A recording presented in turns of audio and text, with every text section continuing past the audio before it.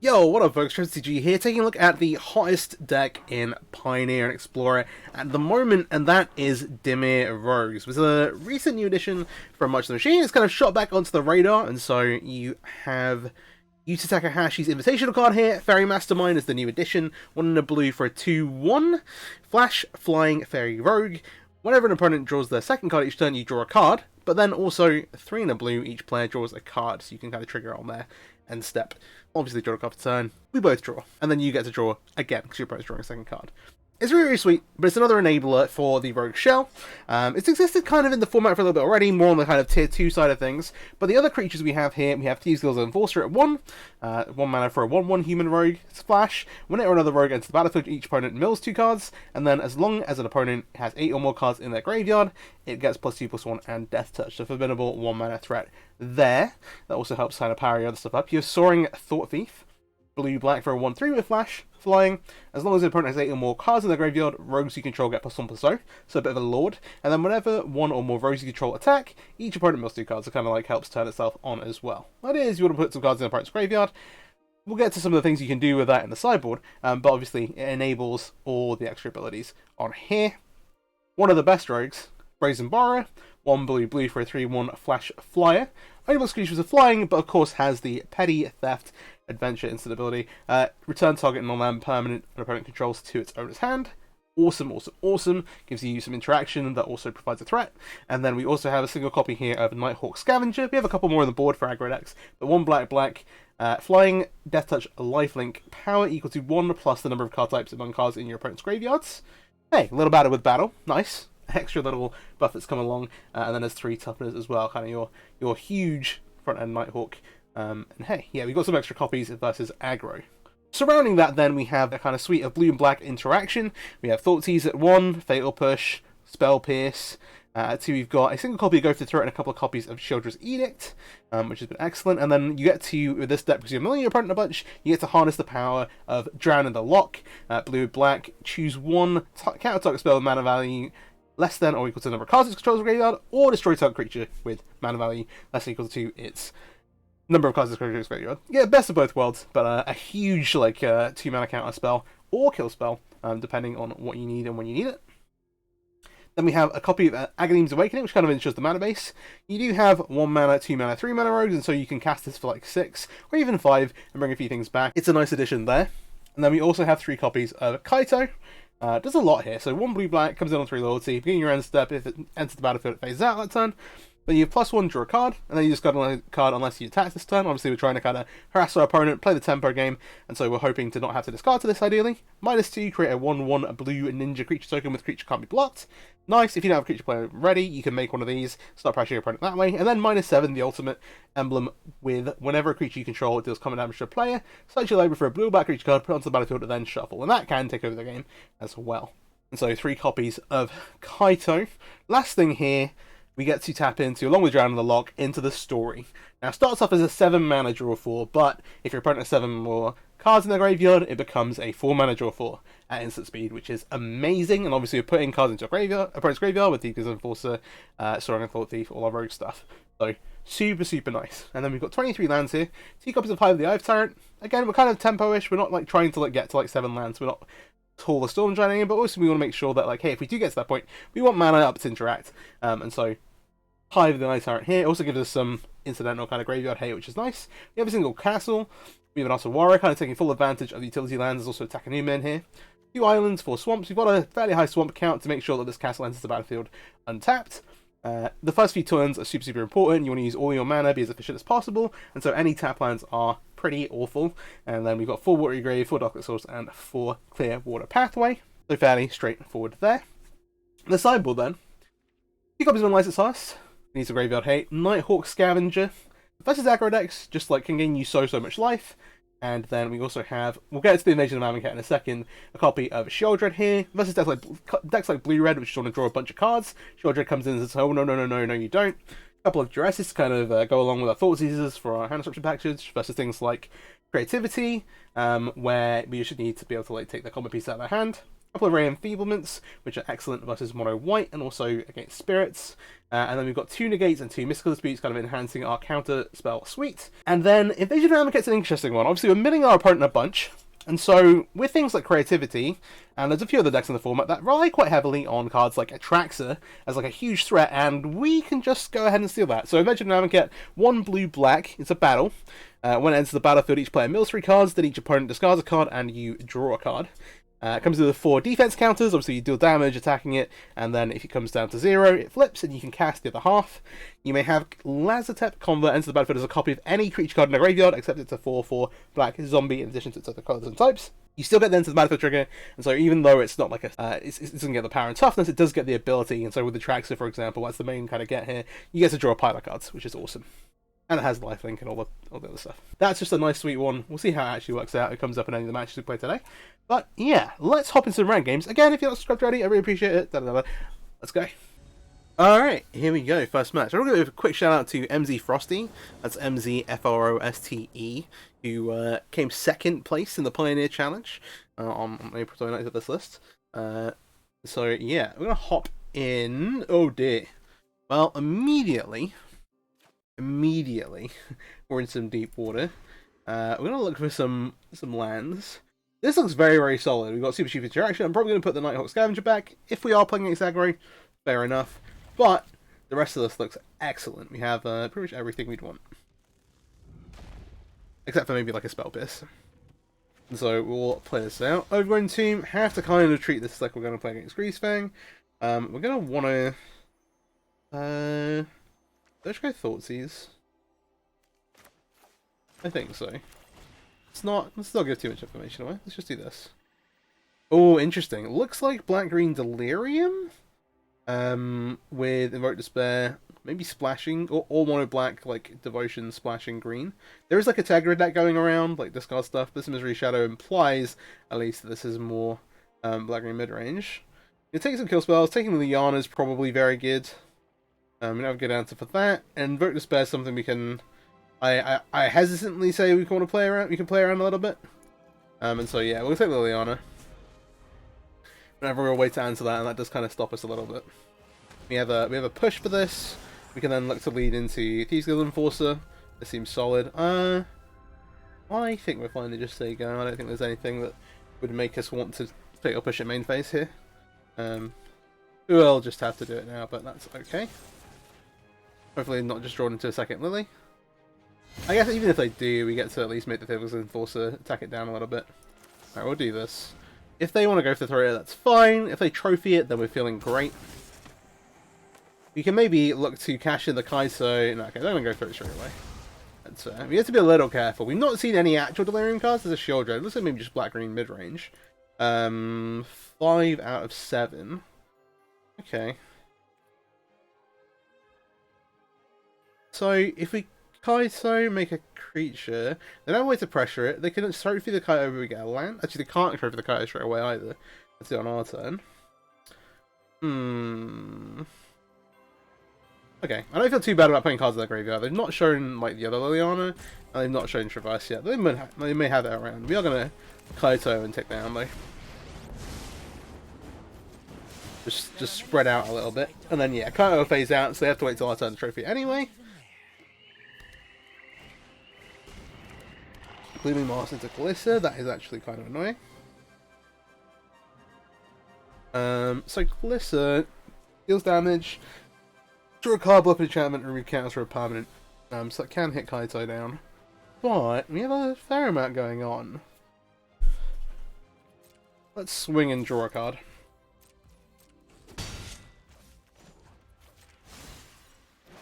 We hit a land. We don't. We hit Drown the Lock though, which does some stuff. I'm just gonna pass. We get a trophy as well, because if we drown on the lock and they're like, okay, we're gonna trophy the Kaiso, then we get to do some other stuff. Ooh, maybe have a Chariot here. That would be annoying. The other thing is that drown on the lock does counter the Invoke, though at the minute the Invoke's not doing tons. This is coming at us. I kind of want to deny them cards. I think this is fine and plays well with line with A. I wonder if they have another answer for Kaio. They did shock here, so maybe they're looking to 2-drop plus trophy. Maybe that's something else. No, okay, they're going to trophy this, which works out great for us. We will search for a basic, grab an island. That means we get to double spell this turn. I'm gonna... So, is this non-creature? It doesn't care, does it? Let's... Soaring Thought Thief. We also now have Into the Story online, which is great.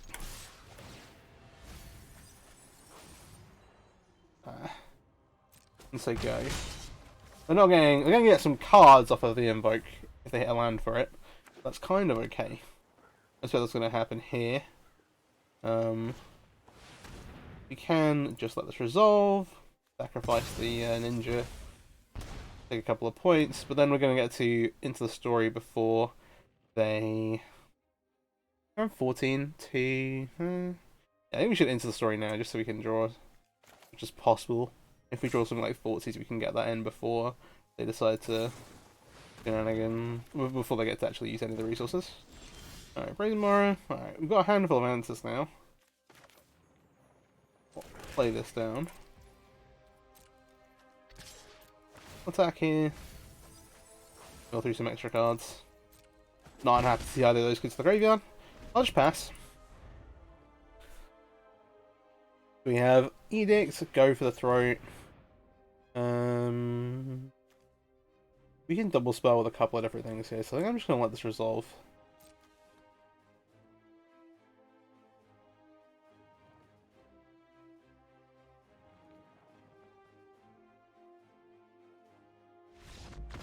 Yeah, that's fair.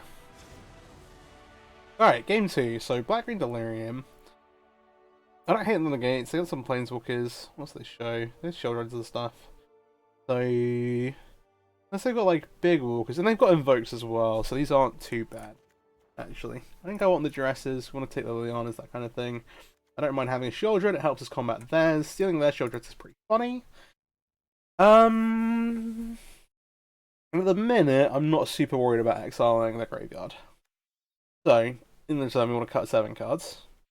These pushes, I think, can go in the bin. I didn't see any Grim Flayers, I don't expect anything like that, but we did see a couple of things. But they might even pull those out. I don't mind Spell Pierce, like their Hand Disruptor is going to come in before our spells and things. It also gives another... If we're boarding the Negatum, we should keep it the Spell Pierces. Let's just kind of interact from behind a little bit. I don't really want to balance Liliana. I'm going to cut down on the Brazen Borrows. We're also boarding in some kind of additional kind of pseudo threats here. The Scavenge is probably unnecessary as well. Think about this a bit more. Awakening solid. Title on the draw doesn't seem fantastic. So this is like another thing. They have plenty of answers to it, I guess is the problem. And then one more card to cut. Maybe we just get up the Brazen Borrower. I do like bringing the Shieldred just to battle a bit, but we are, again, going to be playing catch up potentially. The most important cards are the ones that I kind of let us trade ahead. So Fatal Push when we're playing 1 to 2, Spell Pierce. But I don't think they're going to have a load of 2s. We'll see how they sideboard. We'll see. And adjust accordingly.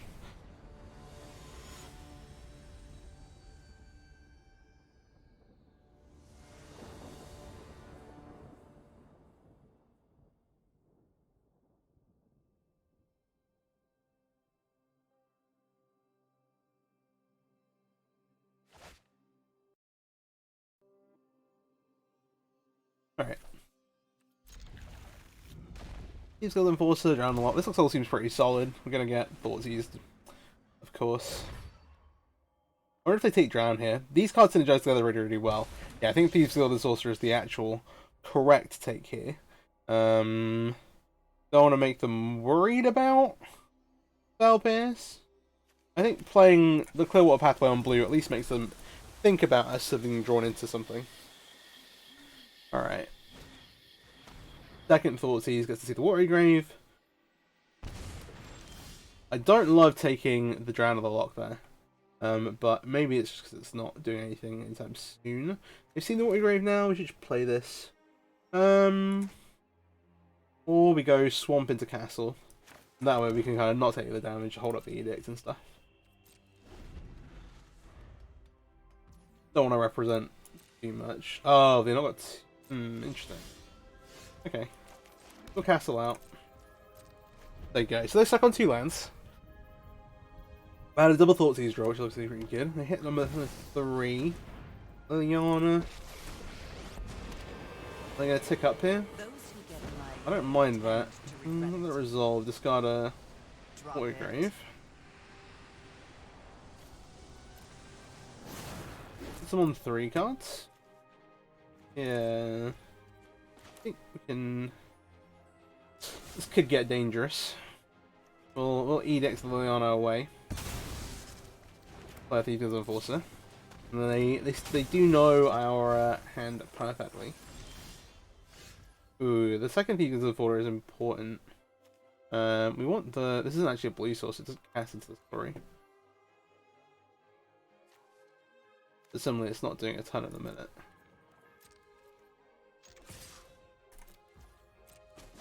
I actually play it because it represents us holding up Castle. Even if we might not. We'll see what they do. I think one more card in the graveyard. Okay. We can maybe ambush Sheldred another way.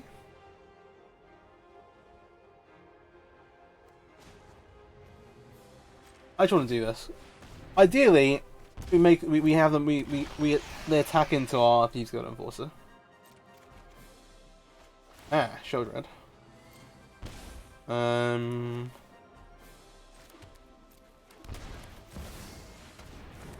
Do this. There you go. They're not going to attack into it anymore.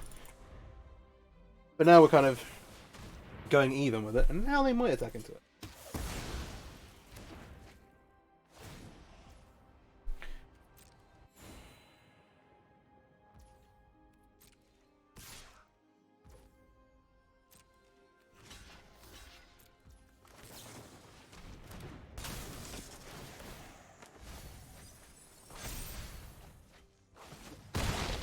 Hey, got him. And now, assuming, yeah, now we have everything kind of online. Okay. They could have another one, maybe. Let's just keep it up. Fair play, fair play. Well, that all went kind of the way we wanted it to, so good times, good times. Alright, second match, second match. Well, the first one went our way. We'll see how we do in a second. What is the matchup? We get to be able to play, which we, of course, love. Alright. Yeah, this looks solid. We'll put a Water Grave back here. Kind of hedge both ways.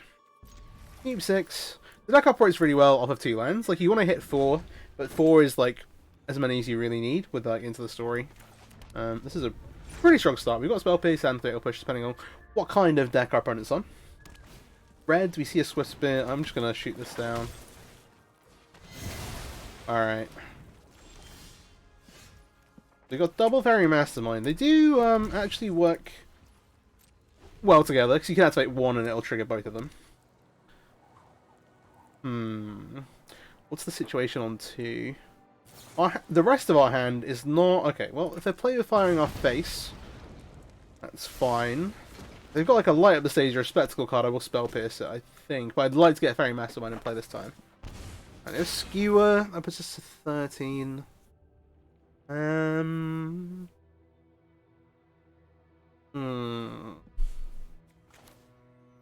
think I'm going to let this resolve so we can get a Mastermind in play. Just start attacking. But, okay, nice. And then... Drown the lot, given they've cast a number of spells now, is actually a really efficient counter spell.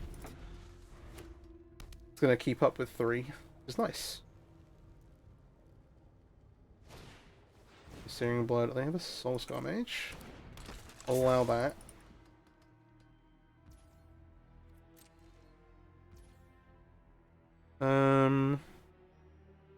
Yeah.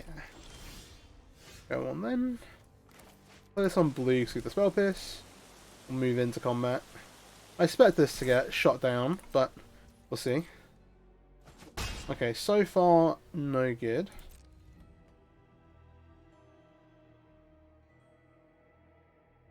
Now's the time to shoot it.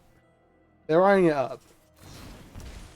Bone Crusher me. That one we do want to spell pierce, I think.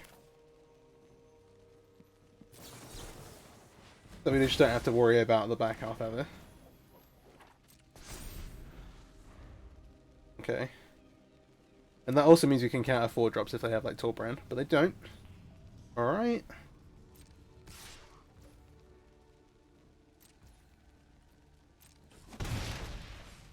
Take the one. If they cast some kind of sorcery, then maybe we go for it, but today I'm gonna skewer here. I'm gonna drown the skewer. I think that's fine. Yeah. And if they have another removal spell they want to use on it, I think that's fine to let them cash in on. We're up to 5 cards in graveyard right now. Alright, post-combat Spheres. Yeah, alright. Kind of depends how they draw here, because our Insta story is not online. I'm going to go ahead and play this out.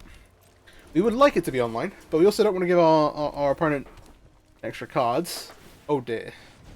That's pretty tough. We can block. We're going to 1-1. Because we're losing the race right now. This does put a card in the graveyard. You can turn this off. This also denies them land for the Ramnap Ruins. Is fine. Ground the Lock is nice. 3, 5, 6. One more card in the graveyard. I'm gonna kill the Swift Spear here. Take 2. Okay. Ooh, Enforce is nice, because we can maybe ambush a bit. Ugh. Dangerous is what it is.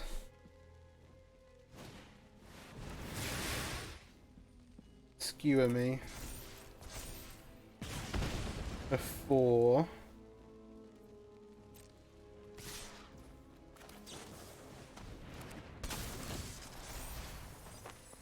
Three, 5. Yeah, we need to block here.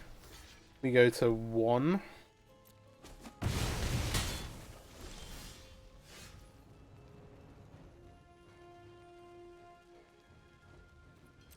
On a pass turn, need a miracle. And maybe you should have just kept this back and tried to block, maybe.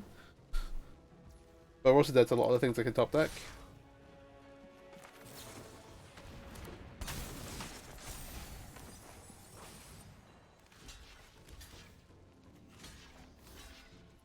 I think this is the correct set of blocks to make. Oh, light up a stage. You have a turn. 3. Yeah, that's not gonna do it. Oh, this is 4, but hey. Okay. So, we want to find 2 wins. We want... they're playing light ups and spectacle cards, so I don't mind the Duresses here. We want... I think we want the Shieldrix to get his life back, and so do the Scavengers. In terms of what we're cutting, the Brazen Borers are not very good versus Mono Reds. The Spell Pierces are a little clunky, but they seem to be fairly spell-based, that they're on... It's a little tough. Cutting card draw spells feels bad, the Kaios can definitely come out. Okay, so maybe just leave those 6. I think, Thoughtseize... Interesting. Unfortunately, Radiant Figment doesn't actually kill any of Mono Red's creatures. They're all like 1/2s. Bring these back in, because this is still kind of our game plan. And cast Intercessory with like a reason high enough life total will just kind of end the game. Outside of that, the borrowers aren't that bad. And the gates don't really... maybe bring in Chandra? I actually don't know. So cutting Thoughtseize. I don't want to have a bunch of Kaios. Having counter spells for their like burn is good. Yeah, okay. Actually, I'd rather do this than 2. I'll play 1-on-1. Not the invasion. Not the invasion. I'll play 1-1. Bottom 1 again. We're on the back foot, so I'm gonna win 2.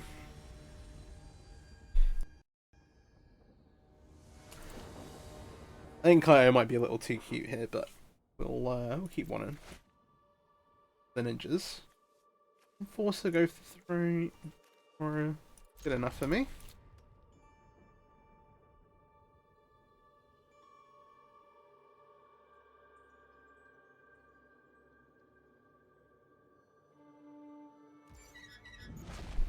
We'll leave with the hive.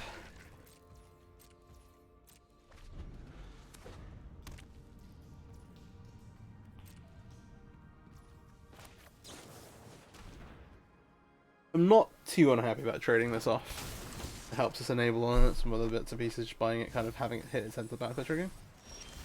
Okay, so they brought in barrages, which is a good reason to take Kaito out.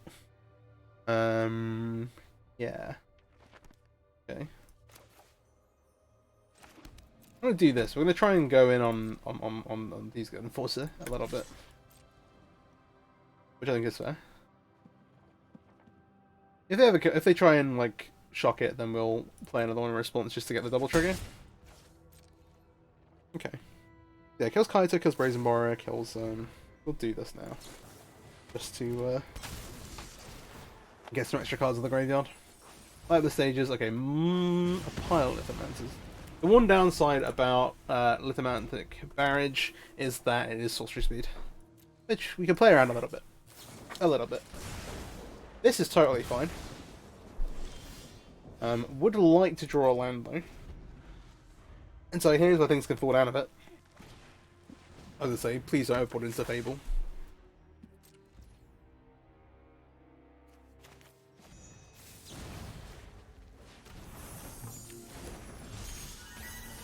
Alright, you had to say go, but at least have a creature threat to kind of start chipping with now. Alright, 8 cards, that's enough. Good enough for me.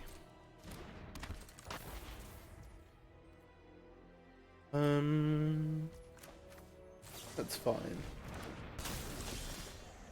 Maybe they have them with the Mantis in hand, actually. I think about how they played this.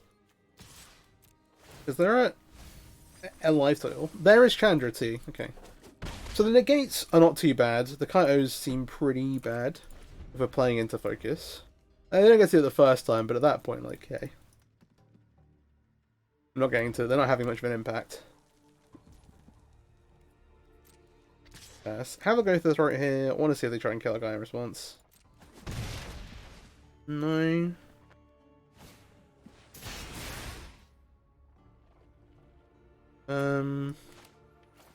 We'll try and drown the skewer.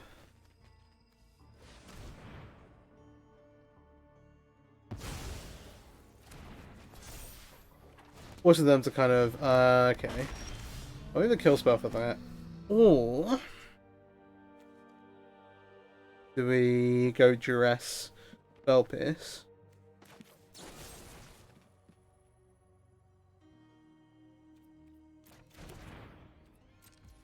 They're at 17. I like striking the bin. Mono is also in there.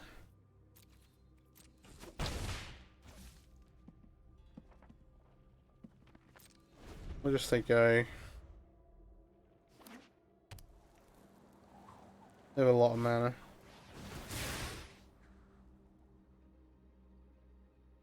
They can animate the manland.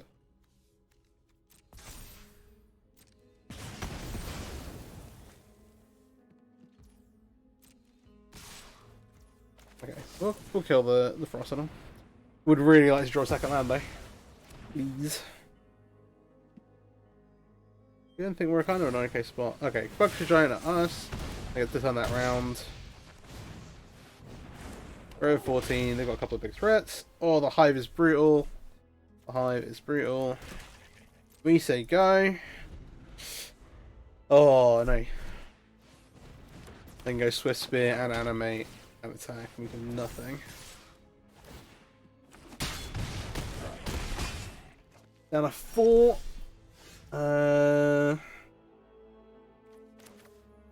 We got a 2 children. No, that is going to be game. Alright, well, we've been soundly beaten by mono red. Maybe found a potential weakness, but I think we sideboarded fairly okay here. The matchup's not terrible. We did get stuck on 2 lands, but hey. Game 1 seems hard. Though you could, if you wanted to, play more Nighthawk Scavengers. I hope you enjoyed the video. If you did, please give it a like. And if you're not already, again, please subscribe to the channel. I appreciate it. 500 is coming soon, hopefully, maybe. I don't know. But yeah, a couple of other exciting things coming in this week. So keep an eye out for those. Peace out. Have a great day.